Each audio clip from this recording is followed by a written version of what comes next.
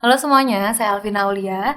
Sesuai dengan materi kita sebelumnya yaitu top-down parsing, seperti saya bilang, untuk top-down parsing kita harus menghilangkan left recursive dan left factoring. Maka di materi ini saya akan menjelaskan bagaimana caranya untuk menghilangkan left recursive dan left factoring. Menghilangkan left recursive.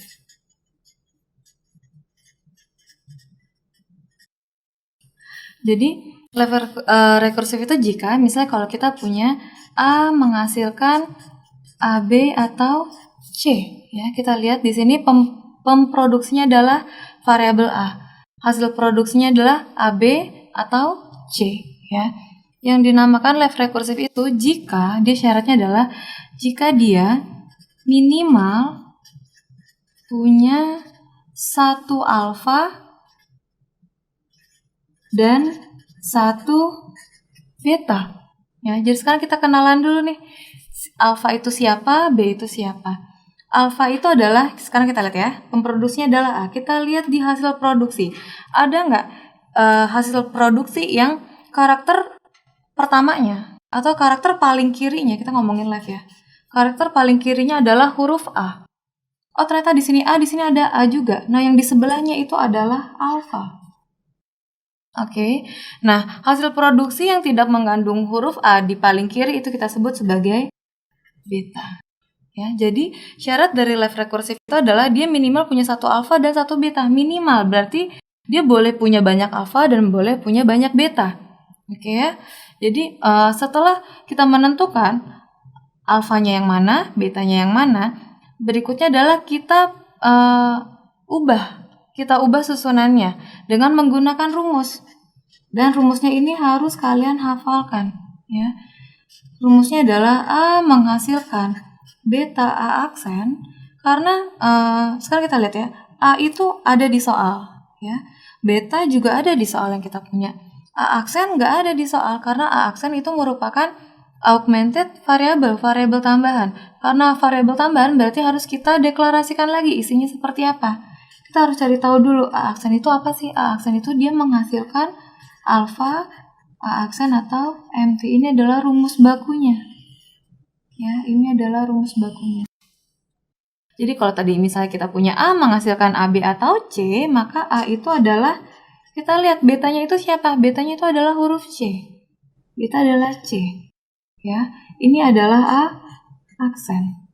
Ini sebenarnya biar gampang aja sih. Augmented variable ini sifatnya bebas sebenarnya. Kalian bisa ganti menjadi apa aja. Cuman biar gampang karena di sini A berarti di sini adalah A aksen. Jadi seandainya nanti saya di sini punya Z, berarti di sini adalah Z aksen. Oke ya. Nah, sekarang kita deklarasin lagi nih A aksen. A aksen itu isinya siapa? Isinya adalah si alfa. Alfanya adalah B. BA aksen atau MT-nya jangan lupa. Ini contoh yang pertama. Ya. Contoh yang kedua. Misalnya, saya punya B menghasilkan BA atau BC atau D, E misalnya, ya. Sekarang kita cari tahu dulu alfanya mana, betanya yang mana. Di sini huruf B. Ya, berarti kita lihat di hasil produksi yang karakter paling kirinya adalah huruf B, berarti BA sama BC. Berarti A ini adalah alfa. Di sini juga C adalah alfa. Nah, buat ngebedain ini adalah alfa 1, ini alfa 2. Oke ya. Sekarang berikutnya kita cari betanya. Betanya itu yang tidak mengandung huruf B paling kiri, berarti D sama E. Di sini ada beta 1, ini ada beta 2. Kita ubah sekarang komposisinya. Kita ubah sesuai rumus yang kita punya. B menghasilkan beta. Beta kita ada 2. Ada beta 1 sama beta 2. Kita kerjain dulu yang beta 1-nya. Berarti DB aksen. Betanya 1, B aksen. Ya, karena di sini B berarti di sini B aksen. Berikutnya untuk beta yang kedua. Beta yang kedua adalah E. Berarti EB aksen. Oke ya. Berikutnya B aksen kita deklarasin lagi. B aksen itu isinya siapa? B aksen itu kita lihat isinya adalah alfa. Alfanya ada A sama ada C. Berarti di sini AB aksen atau CB aksen atau MT. Gampang banget. Ya. Sekarang kita coba soal ketiga. Soal ketiga. Ya. Misalnya saya punya D menghasilkan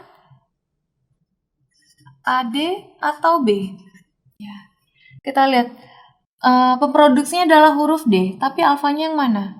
Kita lihat di soal ini, alfanya itu nggak ada. Ini adalah beta 1, ini adalah beta 2. Kenapa? Karena yang tadi saya bilang, jika dia disebut alfa atau ada left rekursifnya jika pemproduksinya itu ada di hasil produksi tapi yang paling kiri, kita ngomongin left rekursif. Jadi kalau dia ada di belakang, kalau dia nggak berada paling kiri berarti itu bukan alfa namanya. Ya, berarti ini nggak ada left rekursifnya. Kenapa? Karena dia tidak punya alfa. Lagi, seandainya saya punya ini soal yang keempat ya. Dia bisa menghasilkan misalnya A, B, C, D atau E, F, G, H. Mana alfanya? Ini juga nggak ada.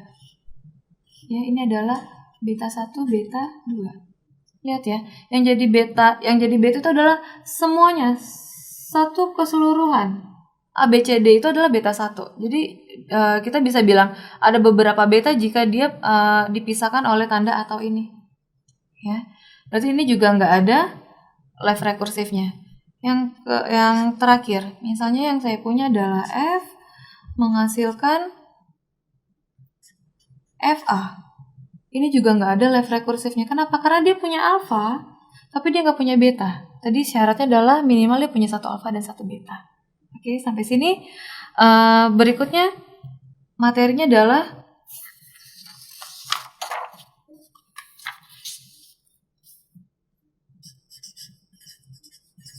menghilangkan left factoring. Sebenarnya ini gampang banget kalau left factoring. Kita udah pelajarin dari zaman SD. Misalnya ya, contoh sederhana banget. Kalau di SD itu kita belajar di matematika, seandainya saya punya 5x ditambah 5y. Oke, ini boleh saya tulis jadi 5x plus y, benar ya? Kenapa boleh ditulis kayak gini? Karena dia mempunyai faktor yang sama, yaitu si 5. 5-nya sama faktornya sama, berarti dia boleh dikeluarin. Nah, gitu juga dengan grammar. Jadi seandainya saya punya A menghasilkan AB atau AC atau D, ya kita lihat di sini ya. Karena kita ngomongin left lagi ya, kita masih ngomongin left. Berarti yang boleh sama itu hanyalah karakter paling kirinya. Lihat di sini A sama-sama huruf A, ya. A-nya berarti boleh kita keluarin. Sisanya siapa? Sisanya adalah B atau C atau D, ya. Yang dalam kurung ini kita misalin biar gampang. Karena di sini A, berarti di sini A aksen. Sebenarnya ini bebas, mau dimisalin jadi apa aja itu bebas. Tapi biar gampang aja, di sini A, di sini A aksen. Berarti seandainya di sini saya punya Y, di sini adalah Y aksen. Sekarang kita tulis lagi.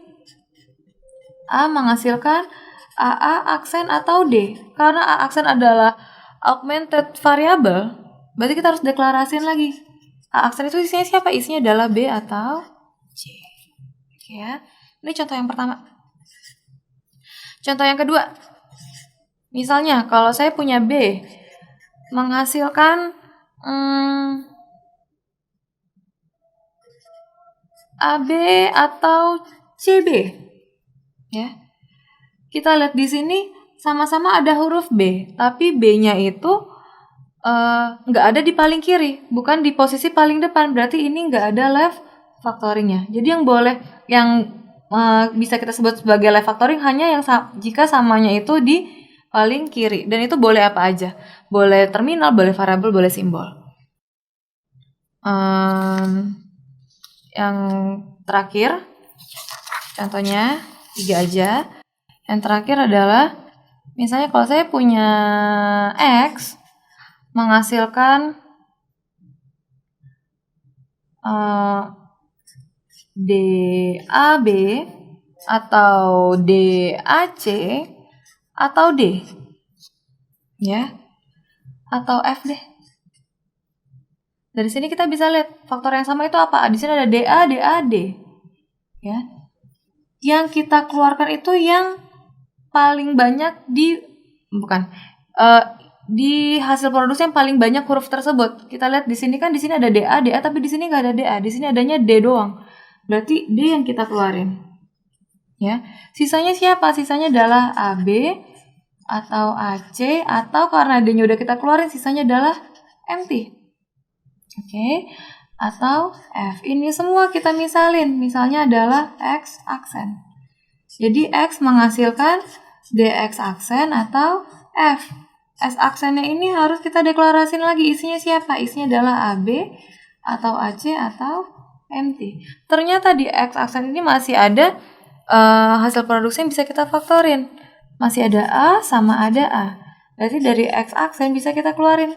Sisanya adalah B atau C atau MT. Ini kita misalin lagi. Misalnya karena di sini udah X aksen, di sini X double aksen. Jadi X aksen isinya adalah A, X double aksen atau MT. Terus X double aksennya isinya adalah B atau C. Oke, jadi kayak gitu caranya untuk menghilangkan left recursive dan left factoring. Jika grammar yang kalian punya sudah tidak ada left recursive dan left factoringnya, maka kalian bisa lanjutkan ke step berikutnya di top down parsing. Sekian.